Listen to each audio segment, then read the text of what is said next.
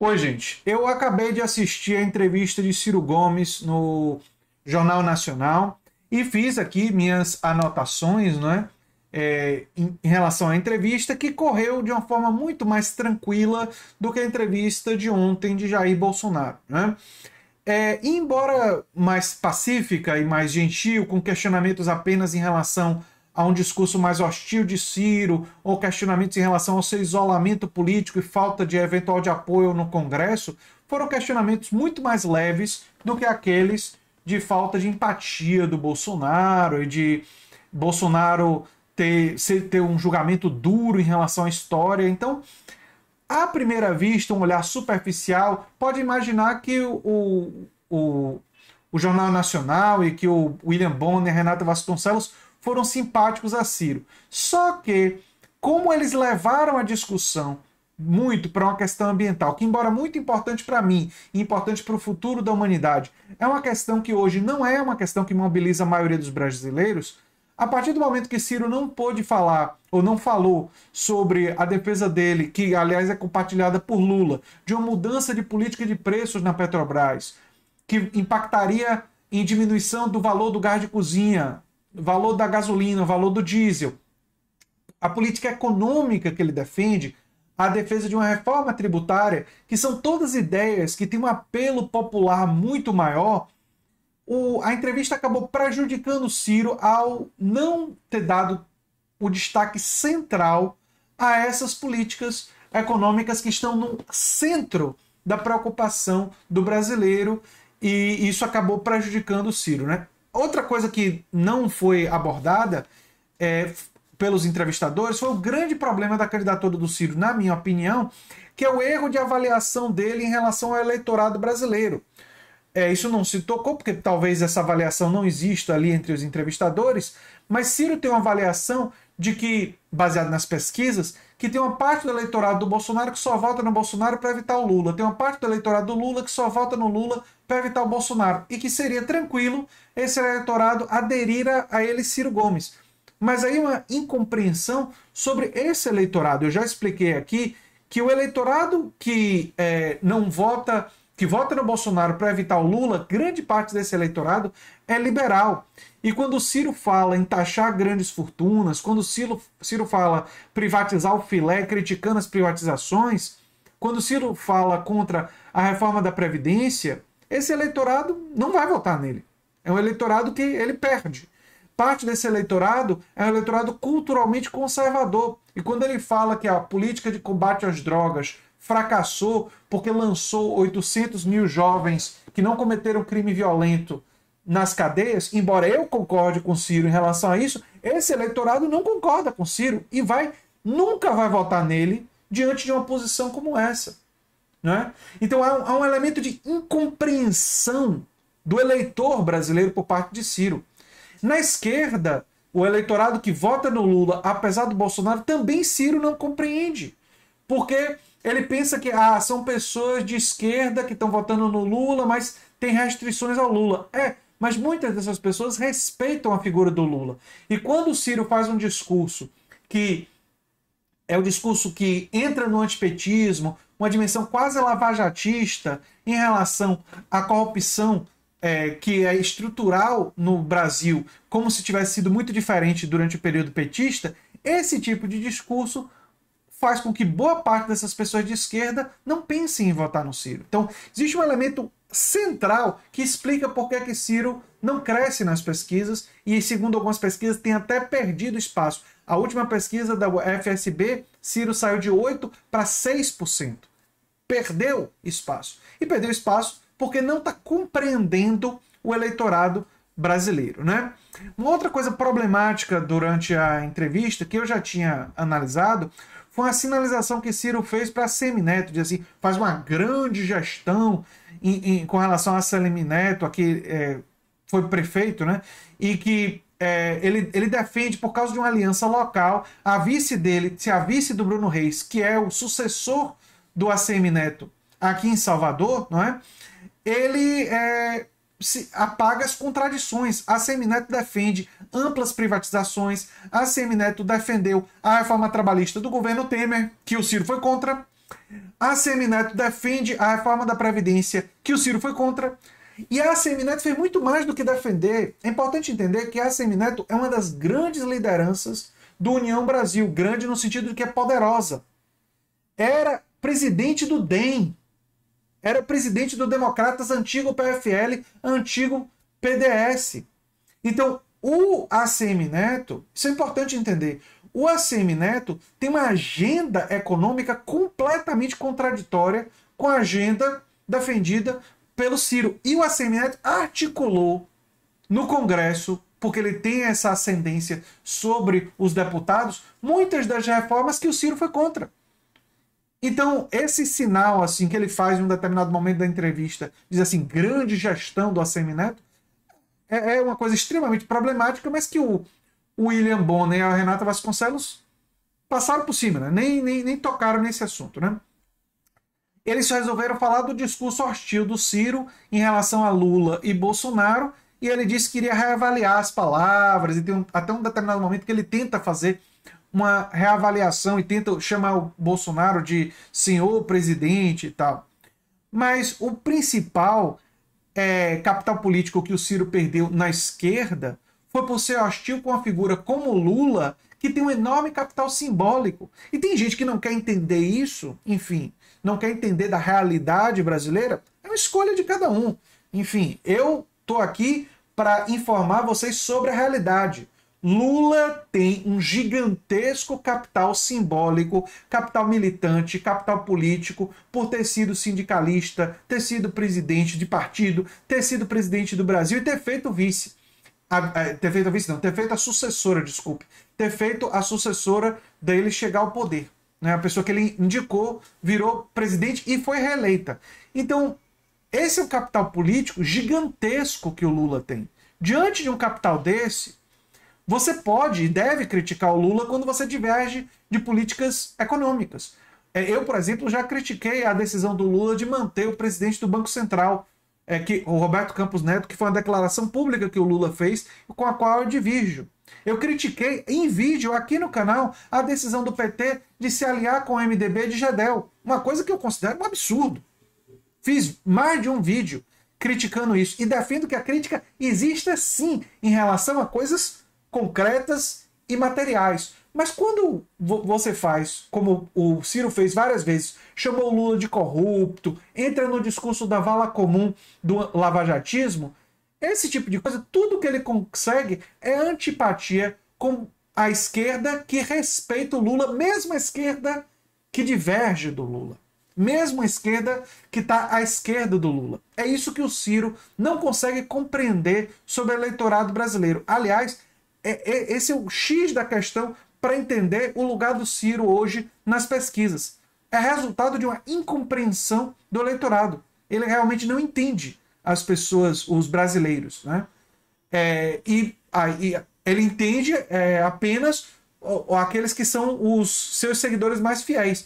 E os seguidores mais fiéis do Ciro parecem, parte deles, não querendo compreender essa realidade. É triste, né? Para você vencer e para você conquistar novos eleitores, o primeiro passo é compreender, não é o momento que você está vivendo e tal. Eles falaram sobre renda mínima como direito. Ele falou sobre renda mínima como direito previdenciário. Isso é diferente de renda universal de cidadania, porque seria apenas renda mínima, o que significaria seria apenas para os mais pobres. Eu, vocês sabem, defendo uma renda universal de cidadania, mas o projeto do Ciro, nesse aspecto, eu acho até bom.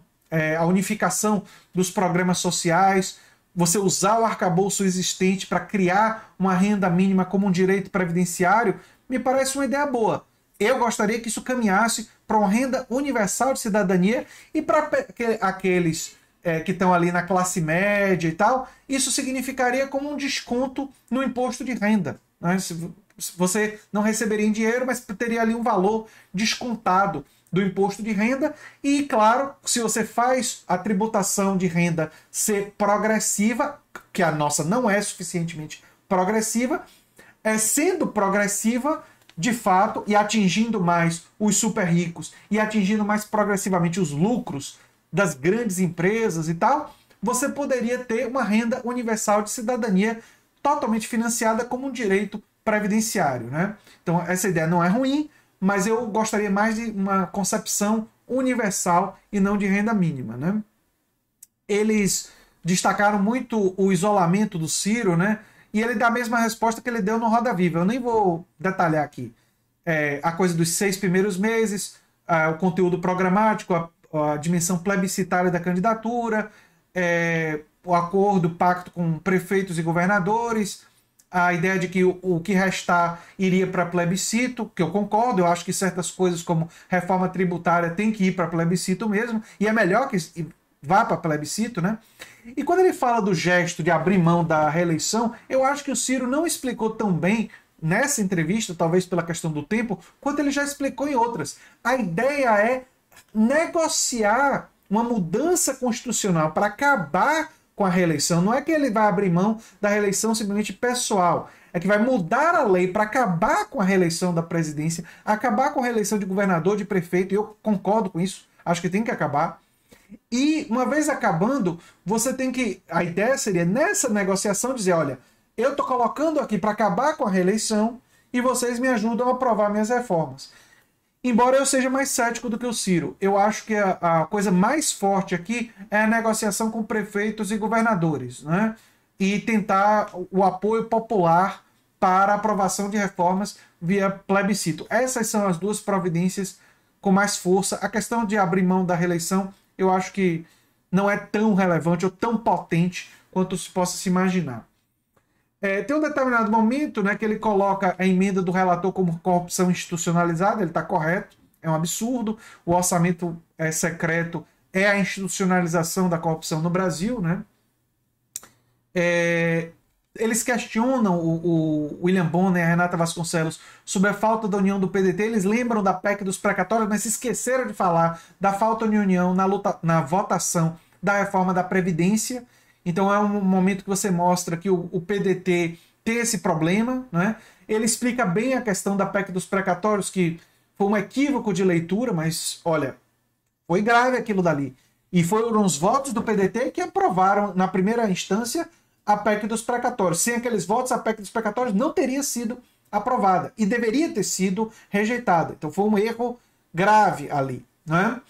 E a reforma da Previdência a gente lembra da Tabata Amaral e do resto do pessoal lá do Renova BR, né? E depois eles passaram um bom tempo falando de política ambiental, que ele vai fazer o enforcement, fazer a lei valer. O projeto é ser um Portugal com indicadores de Portugal em 30 anos. Antes ele falava em ser uma Espanha, agora ele está falando em ser Portugal. Eu não sei exatamente por que essa mudança do país, que projeta Espanha e Portugal me parecem ter indicadores parecidos, né? Tem um determinado momento que ele faz um gesto ao Dória, mas é um gesto bem menor do que o que ele fez em relação a ACM Neto, né? Na questão da vacina, que é claro, a gente elogia o fato de ter buscado a vacina, né? Mas é claro que o Dória fez campanha para o Bolsonaro, né? Defendia um projeto antagônico com o do Ciro, e o Ciro já criticou muito duramente o Dória no passado, e nessa entrevista, sendo bem honesto, ele não fez um elogio profundo ao Dória, foi só uma menção, né? Sobre o saneamento com responsabilidade pública, a execução pode ser privada, então ali tem uma flexibilidade com relação à execução, né, mas com fiscalização forte. É uma coisa que ele fala quando ele é questionado sobre o saneamento básico. Ele falou contra a privatização, ele fala é fácil privatizar o filé mignon, mas e em relação aos outros setores, que é o grande problema da privatização dos aeroportos. Privatizar os aeroportos lucrativos, e aí os aeroportos pequenos que não são lucrativos estão tendo problemas de financiamento e tal, mais agravados do que já era no passado. E tende a uma falência do sistema de aeroportos no Brasil, com esse processo de privatização dos aeroportos lucrativos, que é um problema das privatizações. Em geral, só se privatiza aquilo que é altamente lucrativo, que é o que as empresas têm interesse em tomar conta, para ganhar muito dinheiro, né? Então eu concordo com essa fala dele de que ele questiona as privatizações nesse ponto, mas quando ele faz esse questionamento, obviamente que o eleitor da direita liberal se afasta dele. É um motivo meio óbvio, né?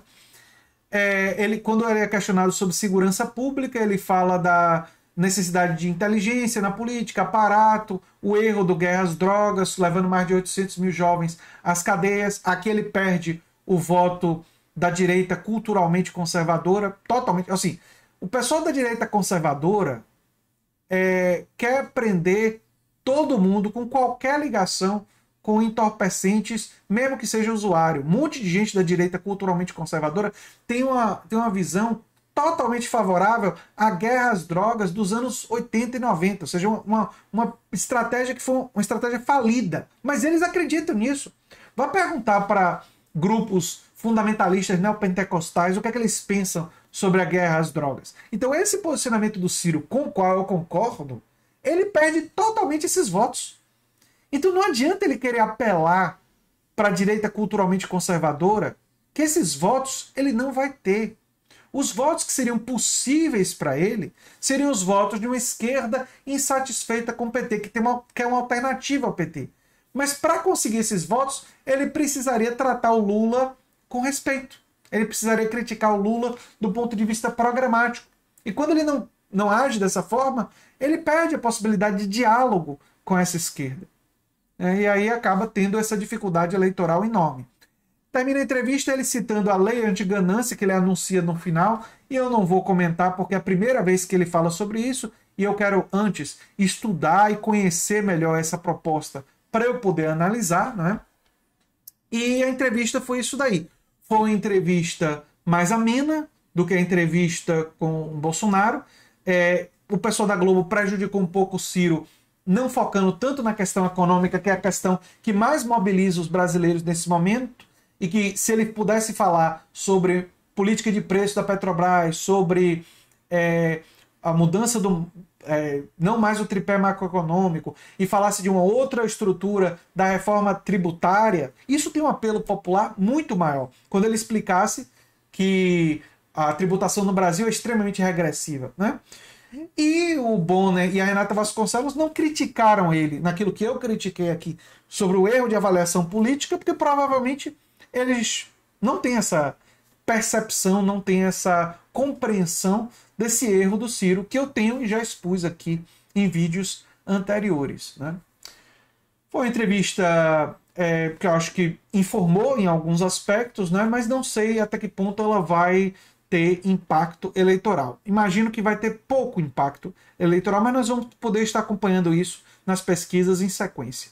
Eu sou André Teixeira Jacobina, o canal Nova Máquina do Tempo. E se você gosta do que a gente faz aqui, se inscreve, dá um like, compartilha. Quem sabe se torna membro ou apoiador. Quem sabe faz um dos nossos cursos para ampliar ainda mais o seu conhecimento sobre história política, sobre grandes autores, sobre grandes ideias do campo da esquerda e do campo do pensamento a favor de uma democratização dos espaços de trabalho, de direitos sociais. A gente explora muito desses assuntos em nossos cursos. Mais informações no comentário fixado. Um abração e até o próximo vídeo. Tchau, tchau.